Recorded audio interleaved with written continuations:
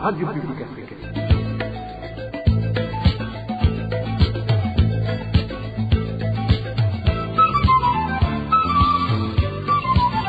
Radio Publique Africaine.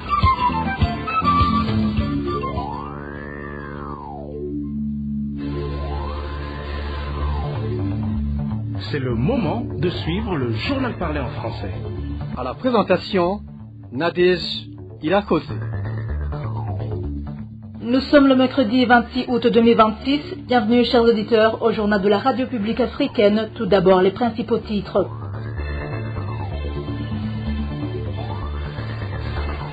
Suite aux 2 meurtres perpétrés récemment par des agents de la police dans la commune de Bugendana, en province de Gitega, les habitants interpellent le gouvernement à mettre fin aux exactions commises par la police qui est censée garantir leur sécurité.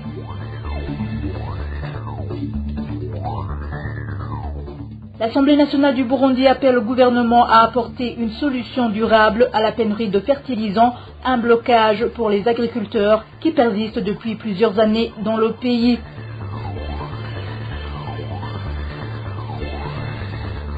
Depuis près de 2 mois, il s'observe un manque criant de carburant dans la commune Muyinga, en province de Buhumuza. Par conséquent, les habitants font face à des problèmes de transport. Voilà pour le sommaire. Dans quelques secondes, les détails de cette édition.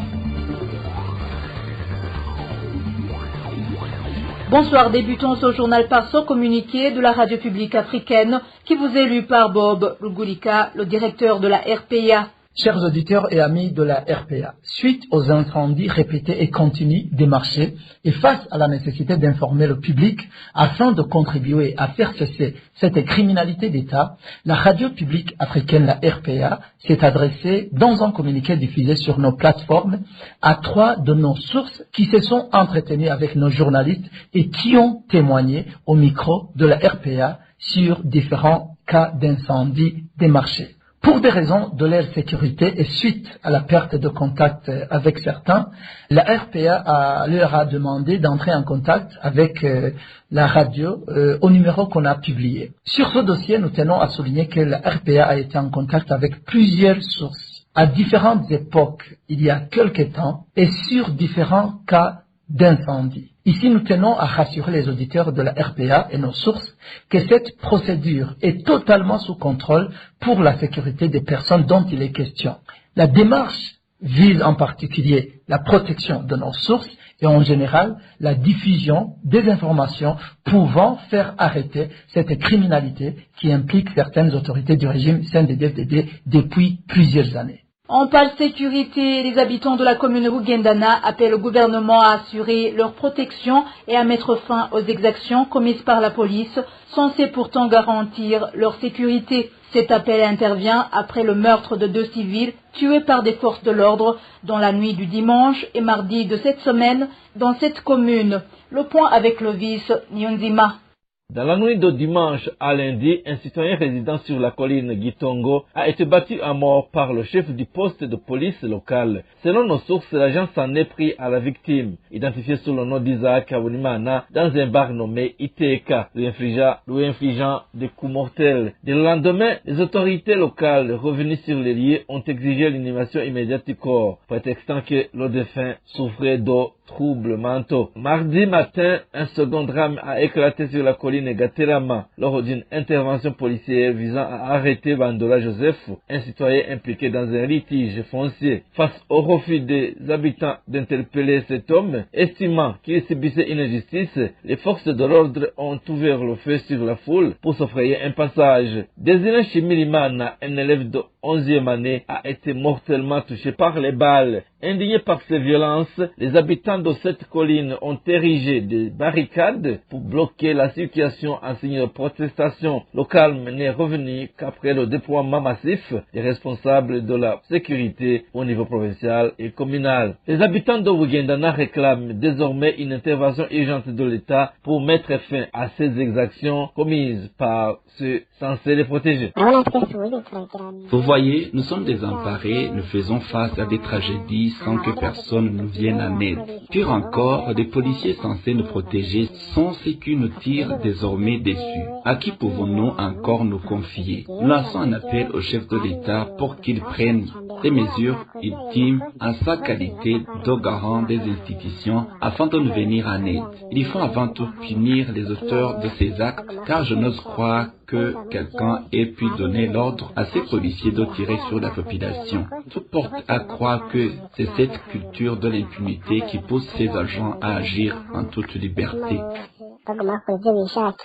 Merci Clovis Nyonzima.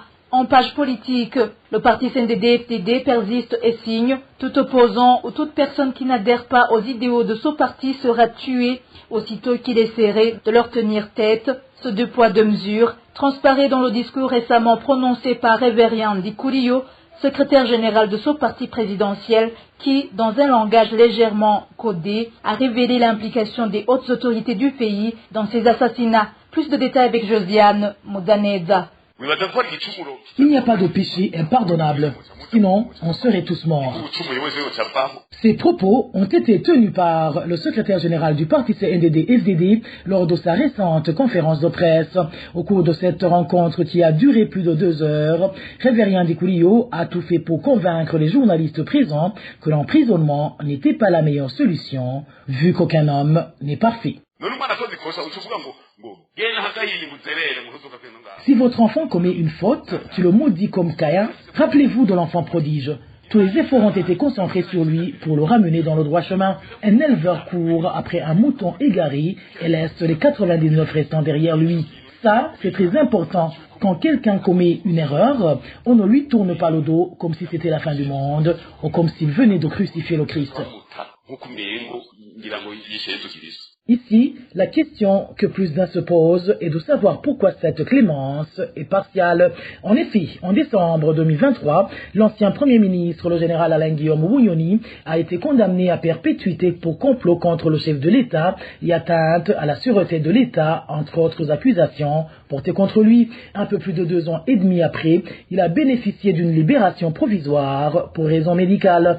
Pourtant, un autre haut gradé issu du même parti au pouvoir, le CNDD-FDD, lui reste dans le collimateur du pouvoir en place. Il s'agit du général-major Godefroid Niyombare, accusé seulement de tentative de coup d'État. Au lieu de lui accorder le pardon tant chanté, Révérien Ndikurio a plutôt juré de le traquer sans relâche. Il est même allé jusqu'à dire que quand bien même il serait mort, il déterrerait ses restes avant de le faire condamner pour trahison. Les Niyombare et consorts, on va les traquer jusqu'à leur mort. Ils sont sur notre liste noire. On va même exiger que leurs corps soient rapatriés afin de les juger pour décourager tous ceux qui pensent comme eux. Le jour où les gouvernements qui leur donnent asile vont changer, on rapatriera leurs corps et on étalera leurs os devant les juges. Et ça, ce n'est pas une blague. Il n'y a pas que ces Bagunyabanga dits marginaux qui sont dans le collimateur de Gitega, car tous les opposants ont été mis dans le même sac, surtout ceux vivant à l'étranger. Ceux-là seront exécutés aussitôt qu'ils fouleront le sol burundais. Selon Révérien Ndikurio, des gens entraînés pour ça sont aux aguets, sans les citer nominativement. Le numéro 1 du parti de l'Aigle les a appelés Rulebiya, nom que portait le chien du roi Mwezigisabo. Pour aller au maquis, il faut avoir une raison valable. Sinon, tous les chiens vont te sauter dessus et te déchiqueter. Les Rulebiya vont vous traquer partout. Ceux qui sont au Canada, en Europe, en RDC et ailleurs, ils savent très bien qu'une fois qu'ils auront traversé la Rusizi, on va les massacrer. Ces déclarations viennent confirmer le plan que le CNDD-FDD exécute depuis longtemps. Le cas le plus récent est celui d'Emile Saldimana, combattant du mouvement Red Tabara, basé en République démocratique du Congo, arrêté en RDC fin décembre 2024, puis remis aux autorités burundaises. Il a été assassiné par les agents de la documentation au cours de ce mois d'août, après avoir été sorti du cachot du service national des renseignements burundais, une police qui dépend directement du président Ndayishimiye. Merci Josiane Modaneza. En page droit de l'homme, personne ne devrait être persécuté pour des soupçons de sorcellerie car ce délit n'existe dans aucune loi nationale. C'est ce qu'a déclaré l'avocat Félix Nyonguru, également président de l'association Kavib, après que Méthode Nyonguru, responsable d'une église baptiste, accompagné de jeunes Imbonerakure et harcelé des habitants de la zone Wisha, commune Muhanga, province de Butanyerera, en les accusant de sorcellerie. L'avocat Félix Nyonguru demande que les autorités locales impliquées soient sanctionnées conformément à la loi. Écoutons maître Félix Nyonguru, président de Kavib. À mon avis, la liberté de religion et de conscience permet à chacun de pratiquer sa foi et d'exprimer ses convictions.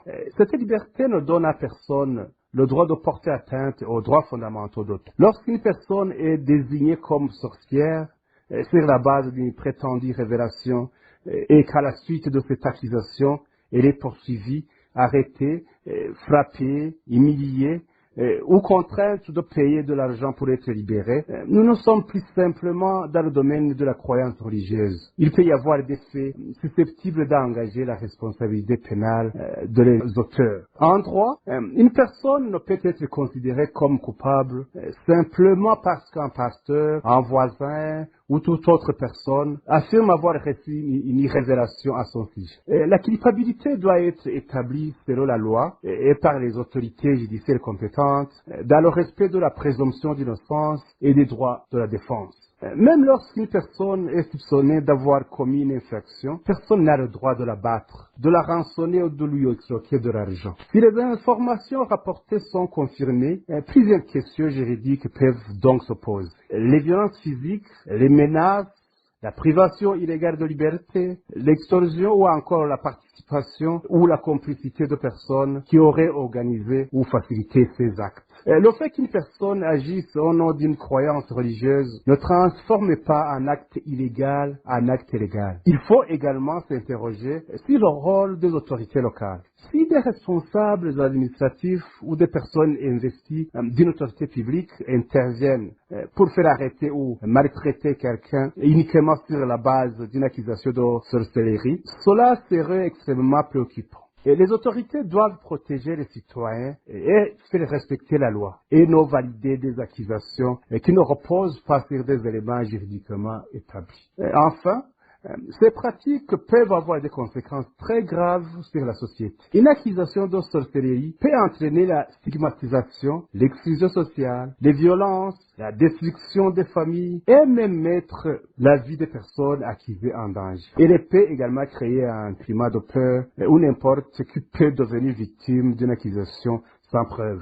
Et je pense donc qu'il est important que toute personne victime de telles pratiques puisse avoir accès à la justice et que les autorités enquêtent sérieusement sur les faits reportés sans protéger les auteurs présumés en raison de leur position religieuse, politique ou sociale. Après une courte pause, c'est la page gouvernance. RPA.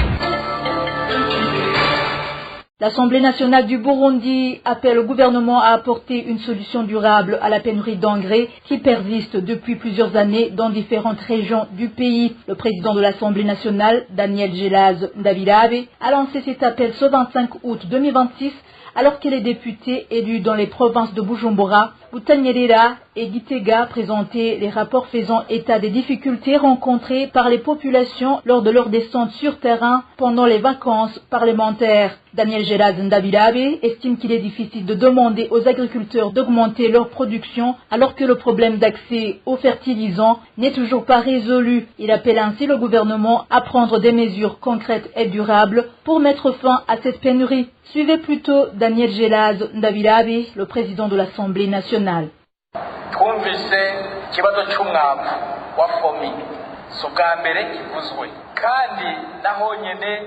Nous avons une fois de plus été interpellés par la question de la pénurie d'engrais FOMI, un problème qui, malheureusement, ne date pas d'aujourd'hui. Nous demandons que les citoyens qui disposent de reçus attestant qu'ils ont déjà payé leurs engrais puissent être servis et recevoir effectivement les produits pour lesquels ils ont payé. Nous encourageons les citoyens à augmenter leur production agricole et à contribuer financièrement à l'achat des engrais, mais il est difficile d'atteindre cet objectif lorsqu'après avoir payé, ils ne reçoivent pas les fertilisants nécessaires. Cette situation ne peut pas perdurer. Nous demandons donc au gouvernement de trouver une solution durable à ce problème. Cette question a déjà été soulevée à plusieurs reprises au sein de l'Assemblée nationale. Pourquoi ce problème persiste-t-il? Qu'est-ce qui manque au gouvernement pour y mettre fin? Les moyens et les structures existent, que ce soit au niveau de l'administration centrale, des ministères, des provinces ou des communes. Chacun doit jouer pleinement son rôle et mobiliser les efforts nécessaires afin que cette question soit définitivement réglée.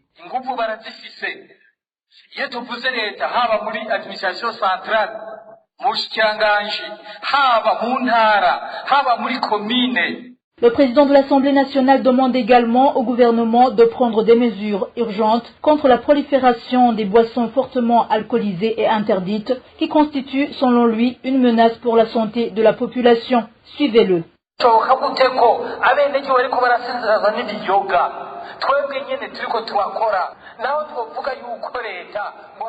Comment les autorités peuvent-elles rester indifférentes alors que la population continue de souffrir des conséquences de la consommation de boissons fortement alcoolisées? Même si l'État affirme que ces produits génèrent des recettes, à quoi servent ces revenus lorsque des citoyens tombent malades ou perdent la vie à cause de ces boissons? Les recettes fiscales ne peuvent pas justifier que l'on ferme les yeux sur la souffrance de la population. Lorsqu'un dirigeant constate que des citoyens sont victimes de ces boissons et qu'il choisit malgré tout de rester silencieux, il devrait prendre la mesure de cette souffrance et agir. Les propriétaires de certaines unités de production affirment pourtant que leurs produits sont exonérés, ce qui signifie que l'État perd des recettes tandis que la population en paie le prix sur le plan sanitaire. En tant que députés, que faisons-nous concrètement pour faire interdire ou réglementer strictement ces boissons? Et les différents responsables, tant au niveau de l'administration centrale que dans les provinces, quelles mesures face à cette situation?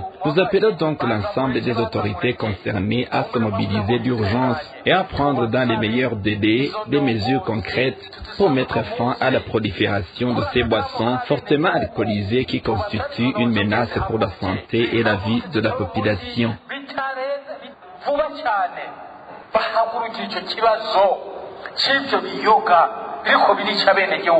Toujours en parlant gouvernance, les citoyens sont appelés à collaborer avec les responsables administratifs et sécuritaires pour signaler tous les endroits où sont implantées des usines de production de boissons illicites afin que des mesures appropriées soient prises. Cela a été déclaré ce mardi par le ministre Hassan Kibeya, ayant dans ses attributions les industries et le commerce. Accompagné par son homologue, le ministre de l'Intérieur, il effectuait une visite dans les communes de Nyanza et Makamba de la province de Burunga. Le ministre Kibeya a également précisé que les usines de production qui vont être signalées seront immédiatement fermées. Écoutons le ministre Hassan Kibeya. Nous voudrions demander à tous les citoyens de signaler aux responsables administratifs et sécuritaires tout endroit où ils constatent la présence d'usines qui produisent des boissons illicites. J'interpelle surtout les responsables administratifs et sécuritaires afin qu'ils collaborent pleinement pour détecter tous les endroits où ces boissons sont produites. Pour les usines qui produisent ces boissons en violation de la loi, nous allons d'abord les fermer, puis traduire leurs responsables en justice. Par ailleurs, nous sommes en train de préparer des lois qui définiront clairement les conditions dans lesquelles ces boissons devront être produites, ainsi que les sanctions auxquelles s'exposera toute personne qui enfreindra ces dispositions. À présent, page économie, la pénurie de carburant continue de se manifester dans différentes régions du pays. Dans la commune Muyinga, en province de Buhumuza, les stations-service de la localité sont privées de carburant depuis près de 2 mois. Les habitants de cette commune affirment que les déplacements sont devenus très difficiles car les prix de transport ne cessent d'augmenter chaque jour. Elvis Nyomongere pour plus de détails. À la plupart des stations-service de cette commune de Muyinga, vous constatez que la plupart sont couvertes de tentes et que la poussière s'est déjà accumulée en grande quantité, signe qu'elles sont fermées depuis longtemps. Les habitants de cette commune affirment qu'ils ont même du mal à se rappeler la dernière fois qu'ils ont vu du carburant dans ces stations. La dernière fois que nous avons vu du carburant ici à Muyinga, je ne saurais même pas dire quel jour c'était, ni même quel mois, car cela fait déjà 2 ou 3 mois. J'ai même vu récemment une annonce dans un groupe d'ISA qui à la fin du mois d'août, nous n'aurions toujours pas vu une seule goutte de carburant. Depuis le début du mois d'août, pas une seule goutte n'a arrivé dans les stations-service. Si vous avez une affaire urgente à régler, vous êtes obligé de vous déplacer à pied. Les conséquences de cette pénurie de carburant ne cessent de s'aggraver, particulièrement dans le secteur du transport où chacun fixe désormais ses propres tarifs. Dans certains endroits, les habitants sont obligés de parcourir des distances à pied, comme l'explique cet habitant. Pour le trajet de Muyinga à Bujumbura, au départ du centre-ville de Muyinga, on vous dit que le ticket coûte 30 000 francs et ce prix n'est pas inscrit sur le ticket. Il y a seulement une signature sur les papiers qui nous remettent avant de nous orienter vers les agences. Je ne sais pas ce qu'ils cherchent à cacher, mais les prix différents. En quittant Bujumbura, il ajoute encore 5 000 francs dans les agences reconnues par l'État. Ce qui est encore plus difficile, ce sont des petits véhicules comme les Probox. Pour aller de Muyinga à Gitega, le tarif le moins cher est désormais de 35 000 francs, alors qu'avant, il était de 25 000 francs. Pour aller jusqu'à Ngozi, certains demandent 40 000 francs, d'autres 30 000 francs, tandis que certains vous demandent 35 000 francs. Si vous partez tard et arrivez à Ngozi dans la soirée, vous pouvez même payer jusqu'à 50 000 francs. À Muyinga, il n'est désormais possible de trouver du carburant que sur le marché noir où le prix d'une bouteille de Kinju a atteint 20 000 francs. Les habitants de Muyinga demandent au gouvernement de tout mettre en œuvre pour que le carburant soit disponible, car cette pénurie risque également d'entraîner une hausse des prix des autres produits de première nécessité. Merci Elvis Niomwongere. Passons à la page société. L'accès à l'eau potable ne cesse de poser de sérieux problèmes dans la ville de Gitega. Cette situation inquiète les habitants qui peuvent passer plusieurs jours sans eau potable, ce qui entraîne notamment des problèmes d'hygiène, aussi bien dans les lieux publics que dans les ménages. Innocent Valentin Singilangabo. Certains habitants de la ville de Gitega ont déclaré à la RPA que voir l'eau de la Régie des eaux dans leur robinet est devenu comme un miracle. Selon l'un des habitants, lorsque l'eau arrive et ne touche que certains quartiers, dans d'autres quartiers, les habitants peuvent passer une semaine ou même plus sans recevoir d'eau dans leur robinet. Cette situation entraîne plusieurs conséquences pour la population.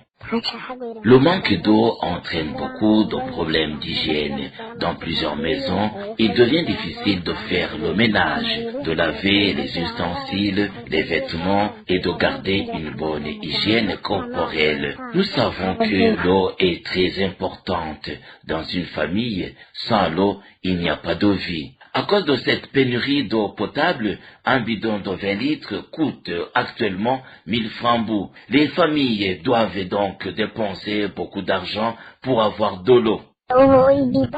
Aujourd'hui, un bidon de 20 litres coûte 1000 francs. Une famille qui utilise environ 5 bidons dépense donc 5000 francs par jour. Sur un mois, cela représente environ 150 000 francs.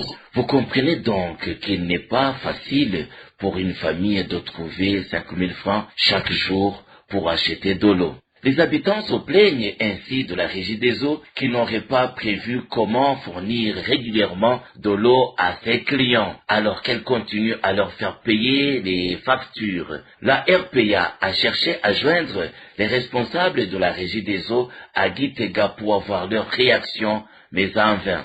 Merci Innocent Valentin Singilangabo. RPA. Clôturons ce journal par le mini-magazine au cœur de la société. Aujourd'hui, nous revenons principalement sur les faits marquants de l'année scolaire écoulée dans l'enseignement primaire et secondaire, où l'on constate que la qualité de l'éducation se dégrade d'année en année. Les observateurs du secteur éducatif estiment que tant que l'enseignant ne sera pas valorisé, ce domaine n'aura pas d'avenir. Au cœur de la société vous est présenté par Désiré Hatungimana. Au cœur de la société. Au cœur de la société est une émission préparée en synergie par les radios Inzamba, Agate Kakawe, Radio RPA, Idouya Wanyagihugu, ainsi que la radio-télévision Renaissance. Bonjour et bienvenue dans cette émission Au cœur de la société. À la présentation, vous êtes avec Désiré Atungimana. Aujourd'hui, nous revenons sur les problèmes qui frappent le secteur de l'éducation au Burundi et qui entraînent une dégradation continue de la qualité de l'enseignement. Parmi ces difficultés figure le manque d'enseignants qualifiés et spécialisés, l'insuffisance du matériel pédagogique, des salaires misérables et inadaptés, ainsi que bien d'autres obstacles. Tout cela fait que les cours ne sont pas dispensés comme il se doit et que le niveau de connaissance des enfants burundais baisse considérablement. Encore une fois, bienvenue dans cette émission Au cœur de la société. L'année scolaire 2025-2026 s'est achevée sur un bilan contrasté dans le secteur de l'éducation au Burundi. Si des efforts ont été consentis par le gouvernement, plusieurs difficultés ont continué à peser sur la qualité de l'enseignement et les conditions d'apprentissage des élèves. Les précisions avec notre collègue Bertrand Ngendakouli. Dès la rentrée scolaire, le manque d'enseignants, de salles de classe, de bancs pupitres et de matériel pédagogique figurait parmi les principales préoccupations. Les besoins en enseignants restaient largement supérieurs au recrutement effectué. Plus de 10 000 enseignants étaient nécessaires alors que 2300 avaient été recrutés au début de l'année scolaire. Dans certains établissements, un seul enseignant pouvait avoir encadré une centaine d'élèves, une situation qui, selon les enseignants, rend difficile le suivi individuel des apprenants et affecte les conditions d'apprentissage. Le départ des enseignants, notamment à travers les retraites, les défections ou les affectations à d'autres fonctions, a également contribué aux difficultés de certaines écoles. En janvier 2026, le syndicat des enseignants dénonçait notamment le retard dans la mise en œuvre des recommandations issues des États généraux de l'éducation de 2022. Il plaidait pour une conférence nationale consacrée à l'évaluation des réformes du secteur et pour une revalorisation de la condition enseignante. L'année scolaire aura également été marquée par la question des abandons scolaires estimés à des milliers à travers tout le pays. La pauvreté des ménages, les grossesses précoces figurent parmi les facteurs avancés pour expliquer cette situation. Les conditions matérielles ont constitué un autre défi. Malgré la campagne gouvernementale Zéro enfant mal assis, des établissements continuent à faire face au manque de mobilier et à des classes surchargées. Une évaluation publiée en mars 2026 relevait notamment que certains élèves devraient encore partager les bancs pupitres à plusieurs. Pour tenter d'inverser la tendance, le gouvernement mise notamment sur le recrutement de 5000 enseignants, la construction de nouvelles salles de classe et la distribution de bancs pupitres, des mesures dont l'efficacité sera surtout jugée sur le terrain dès la prochaine rentrée scolaire. Merci à Bertrand Ngendakouli. Il n'y a pas beaucoup d'espoir que les mots qui ont marqué le secteur de l'éducation soient corrigés au cours de cette nouvelle année scolaire qui va bientôt commencer. C'est ce qu'affirme Elali Nibizi, qui suit de près le secteur de l'éducation alors que la nouvelle année scolaire est sur le point de débuter. Selon elle, rien ne semble être fait pour éviter que les élèves continuent à étudier assis à même le sol ou que les enseignants continuent à encadrer des classes surpeuplées. Elali Nibizi estime ainsi que l'espoir est très faible car même si certaines mesures doivent encore être prises à l'approche de la rentrée scolaire, peu de changements sont pour l'instant visibles. Il y avait des promesses par la voix du ministre ayant l'éducation dans ses attributions que depuis la rentrée scolaire 2026, aucun enfant ne sera assis par terre et qu'aucun enfant ne pourra étudier debout.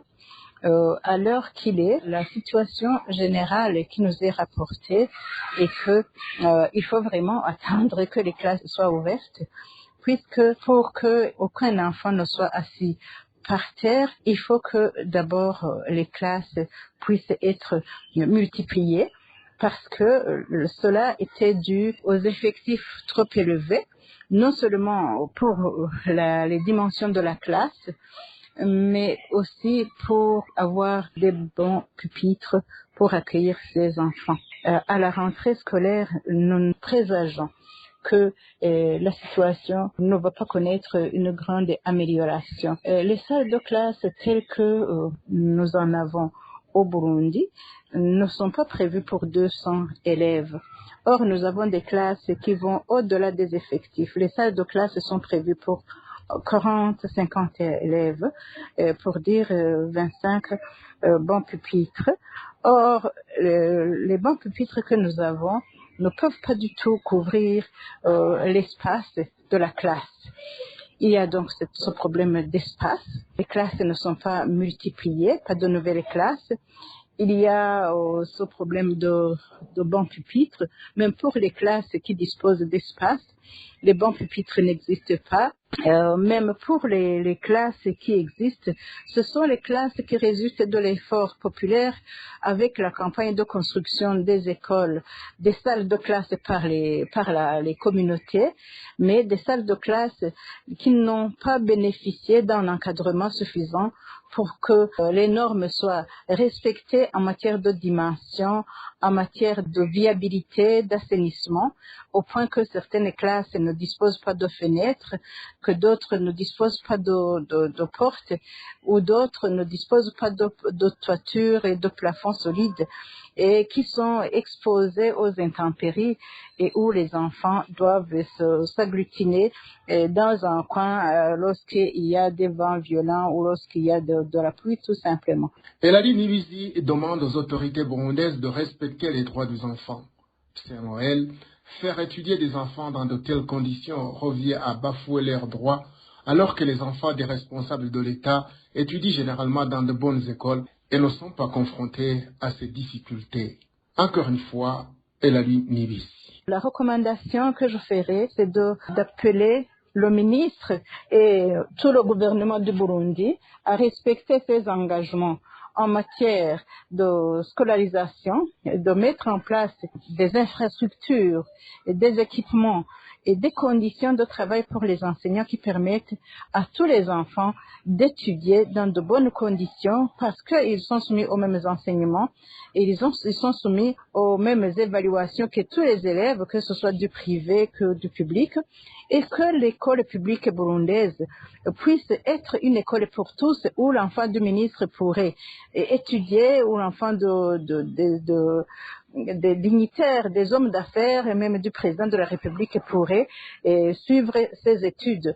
Parce que finalement, l'école, quand c'est une école publique, elle doit être l'école de tous et elle doit satisfaire aux normes de viabilité pour toute l'étendue du territoire. C'est sur cet appel de Elali Nibizi demandant à l'État que ces enfants issus des familles défavorisées puissent eux aussi étudier librement afin d'améliorer leurs connaissances que nous concluons cette émission. Merci de nous avoir suivis. Prochain rendez-vous mercredi prochain.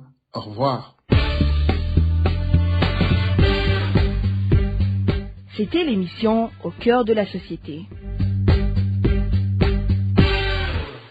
Merci Désiré Hatungimana. Et voilà, chers auditeurs, c'est la fin du journal de ce mercredi 26 août 2026. Merci pour votre attention. Merci aux équipes rédactionnelles et techniques. À la présentation du journal, vous étiez avec Nadège Ilakodze. Bonne soirée à tous.